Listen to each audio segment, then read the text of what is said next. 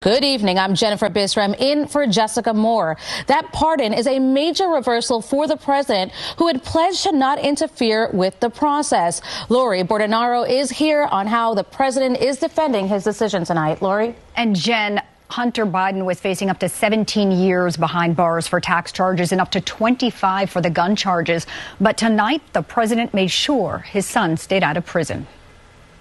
President Joe Biden pardoning his son Hunter just weeks before he was set to learn his punishment for federal felony gun and tax convictions, and less than 2 months before President-elect Donald Trump returns to the White House. The president saying, "I hope Americans will understand why a father and a president would come to this decision." Hunter Biden was convicted in June in Delaware federal court of 3 felonies for buying a gun in 2018. Prosecutors saying he lied on a form, claiming he was not illegally using drugs. In September, he pleaded guilty for failing to pay $1.4 million in taxes. Earlier this summer, President Biden said this about the possibility of a pardon. I abide by the jury decision. I will do that, and I will not pardon him. The president revealing he decided to reverse that decision this weekend, alleging that the prosecution of his son was politically motivated and a miscarriage of justice.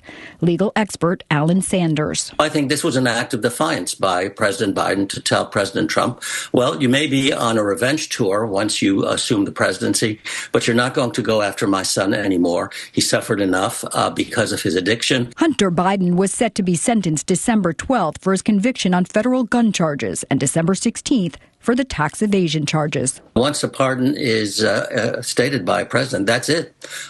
There's nothing that the judicial system can do to reinstate the charges or to reinstate any punishment. In a statement Sunday night, Hunter Biden said he has admitted to his mistakes during his addiction and vows to devote his life to helping those who are still sick and suffering. And tonight, President-elect Donald Trump reacting to the pardon, saying on Truth Social, quote, "Does the pardon given by Joe to Hunter include the January 6th hostages who have now been imprisoned for years?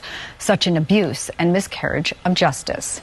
Jen, back to you. Thank you, Lori. And President Biden is traveling to Angola this week. If he speaks about the pardon, we will bring it to you. Look for our continuing coverage on air and online at cbsnewyork.com.